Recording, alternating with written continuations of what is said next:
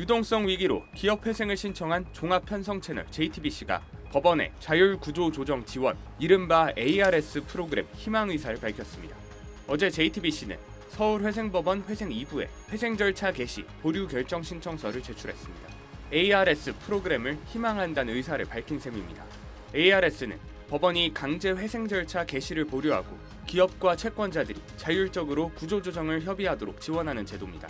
재판부가 ARS 프로그램을 승인하면 최장 3개월 보류할 수 있습니다. 협상에 상당한 진전이 있다면 보류 기간 추가 연장도 가능합니다. 기업 회생을 신청한 중앙그룹 5개사 가운데 현재까지 JTBC만이 ARS 프로그램 적용을 요청한 것으로 전해졌습니다. 법원은 어제 중앙홀딩스, JTBC, 콘텐트리 중앙, 메가박스 중앙, 중앙 P&I에 대한 보전 처분과 포괄적 금지 명령을 내리기도 했습니다. 보전 처분은 사측이 회생 절차 개시 결정 전 자산을 처분해 특정 채권자에게 편파적으로 변제하지 못하게 하는 처분입니다. 포괄적 금지 명령은 반대로 채권자들이 기업 회생 개시 전 강제 집행, 가압류, 경매 등으로 회사의 주요 자산을 확보하지 못하도록 채권을 동결하는 조치입니다. 5개사의 회생 신청과 별개로 중앙일보는 기업 재무구조 개선, 이른바 워크아웃을 추진하기로 했습니다. 앞서 지난 10일 JTBC는 총 206억 원 규모의 유동화 차입금을 만기 상환하지 못하면서 디폴트를 선언했습니다. 디폴트 선언 이틀 뒤인 14일엔 중앙홀딩스와 콘텐트리 중앙, 중앙 P&I, 메가박스 중앙이 회생 절차 개시를 신청했습니다. 15일에는 JTBC도 회생 신청을 냈습니다. 회생법원은 각사의 신청 사건을 회생 2부에 배당해 하나의 재판부가 일괄 심리하도록 했습니다. 재판부는 조만간 대표자 신문기일을 지정할 것으로 보입니다. SBS 김지욱입니다. JTBC 등 중앙그룹 핵심 계열사들이 유동성 위기로 법원에 회생 절차를 신청한 가운데 금융당국이 JTBC가 발행한 회사채와 전자단기사채의 불완전 판매 여부를 들여다보고 있습니다. 금융당국에 따르면 금감원은 JTBC 회사채와 전자단기사채 발행 과정에서 주관사 실사의 적정성과 재무위험 고지 의무 위반 여부 등 불완전 판매가 발생했을 가능성을 집중적으로 보고 있습니다. 점검 대상은 지난해와 올해 JTBC가 발행한 회사채와 전자단기사채, 기업어음 등 단기성 채무증권입니다.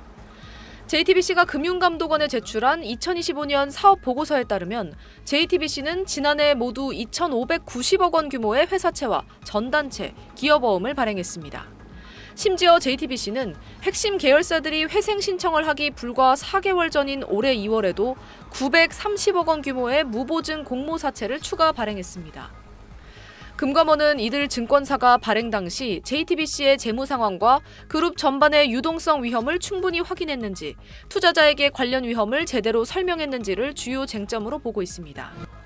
사업 보고서상 지난해 말 JTBC의 연결 기준 결손금은 7,033억 원이었던 반면 자본 총계는 190억 원에 그쳤습니다. 사업을 하면서 쓴 돈이 회사의 남은 재산보다 무려 37배 많은 심각한 상황이었던 겁니다. 만약 JTBC 측이나 주관사들이 회사의 급격한 재무 악화 가능성이나 회생 절차 돌입 위험을 인지하고도 투자 설명서에 제대로 고지하지 않았거나 리스크를 축소해 투자자를 모집했다면 불완전 판매의 소지가 있습니다. 특히 이번 유동성 위기의 직접적 원인으로 자산 유동화 전자단기 사채가 지목되기도 했는데 기업 회생 절차를 밟은 홈플러스와 비슷한 구조입니다. 특수목적법인인 미르제이차와 JTBC 제이차를 통해 조달한 유동화 차입금 가운데 미르제이차 56억 원, JTBC 제이차 150억 원 등 총 206억 원을 JTBC가 만기에 갚지 못하면서 장기 신용등급이 BBB에서 CCC로, 단기 신용등급은 A3에서 C로 투기 등급 수준으로 추락하며 유동성 위기가 터졌습니다. 자산 유동화 전자단기사채는 기업이 보유한 자산이나 채권을 특수목적 법인에 넘기고 법인이 이를 기초자산으로 단기 채권을 발행해 투자자로부터 자금을 조달하는 방식입니다. 일종의 페이퍼 컴퍼니를 통해 미래 현금 흐름을 앞당겨 현금을 확보하는 구조입니다. 지난 12일 만기 도래한 206억 원 외에도 다음 달 수백억 원 규모 차입금 만기가 또 예정돼 있었지만 회생 절차 개시로 사실상 상환 절차는 중단될 전망입니다. SBS 김민정입니다. 중앙그룹 핵심 계열사인 JTBC가 오늘 오후 법원에 회생 절차 개시를 신청했습니다.